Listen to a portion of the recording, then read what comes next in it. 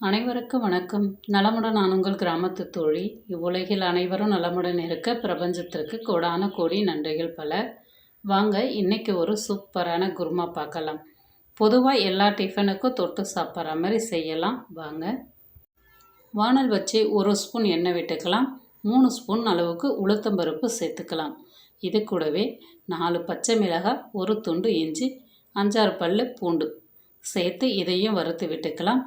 பச்சை மிளகாய் மட்டும்தான் இதுக்கு காரம், வேறு எந்த மசாலாவும் சேர்க்கலை. இது கூடவே 1 ஸ்பூன் ஜீரகம், 1 ஸ்பூன் பெருஞ்சீரகம், 2 ஸ்பூன் அளவுக்கு வறுகடலை, 2 ஸ்பூன் கசகசா சேர்த்து இது எல்லாத்தையும் மிதமான தீயிலே வறுத்து எடுத்துக்கலாம். இது எல்லாம் வறுத்து வந்ததும் இது கூடவே துருவிய தேங்காய் சேர்த்துக்கங்க. இல்லைன்னா பொடி பொடியாக கட் பண்ணியும் சேர்த்துக்கலாம் தேங்காவை. பின்னாடி இருக்க தோலை சீவி எடுத்துட்டு பொடி பொடியாக கட் பண்ணி நான் சேர்த்துருக்கேன். இதையும் 2 நிமிஷம் நல்லா வதக்கி விட்டுக்கலாம். வதங்கினதும் நல்லா ஆற வச்சு ஒரு மிக்ஸி ஜாருக்கு மாற்றி நல்லா எந்த அளவுக்கு நைஸாக அரைக்கணுமோ தண்ணி விட்டு அரைச்சிக்கலாம். மறுபடியும் வானல் வச்சு 2 ஸ்பூன் அளவுக்கு எண்ணெய் விட்டுக்கலாம். தாளிப்புக்கு பெருஞ்சீரகம் 1 ஸ்பூன் சேர்த்து பொடியாக கட் பண்ண வெங்காயம் சேர்த்து வதக்கி விட்டுக்கலாம். கூடவே வாசனைக்கு கருவேப்பிலை சேர்த்துக்கலாம். வெங்காயம் ஓரளவுக்கு நல்லா வதங்கி வர வரைக்கும் வதக்கி விட்டுக்கலாம். வெங்காயம் வதங்கி வந்ததும் இது கூடவே ஒரு மீடியமான தக்காளி ஒன்று கட் பண்ணி சேர்த்துக்கலாம். தக்காளி ரொம்ப குழஞ்சி வதங்கணும்னு இல்லை, ஓரளவுக்கு வதங்கினா போதும். பெரிய தக்காளியாக இருந்தால் பாதி தக்காளி சேர்த்துக்கோங்க. தக்காளி அதிகமாக சேர்த்தோம்னா குருமாவில் புளிப்பு தட்டும். தக்காளி வதங்கிடுச்சு. இப்போ இது கூடவே தனியாக வேக வச்சு எடுத்து வச்சிருக்க உருளைக்கிழங்கை சேர்த்துக்கலாம்.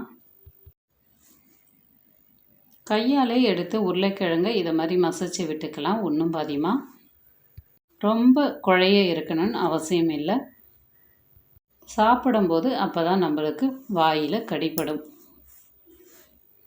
உருளைக்கிழங்கு சேர்த்து லேசாக வதக்கி விட்டுட்டு இது கூடவே தேவையான அளவு உப்பு சேர்த்துக்கலாம். கொஞ்சமாக மஞ்சள் தூள் சேர்த்து நல்லா கலந்து விட்டுக்கலாம். வேறு எந்த மசாலாவும் இதில் சேர்க்க போகிறது இல்லை. 1 நிமிஷம் கலந்து விட்டுட்டு அரைச்சி வச்சிருக்க பேஸ்ட்டை சேர்த்து நல்லா கலந்து விட்டுக்கலாம்.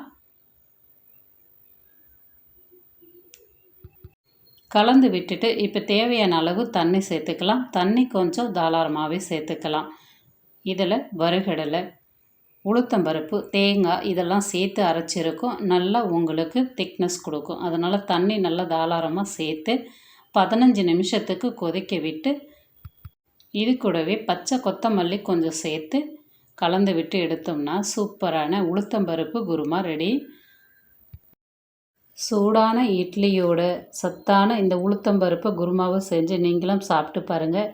எப்படி இருக்குன்னு சொல்லுங்கள். இந்த வீடியோ பிடித்தால் லைக் பண்ணுங்கள். உங்கள் ஃப்ரெண்ட்ஸுக்கெலாம் ஷேர் பண்ணி விடுங்க. கிராமத்து தோழி சேனலை சப்ஸ்கிரைப் பண்ணுங்கள். நலமுடன் நான் உங்கள் கிராமத்து தோழி.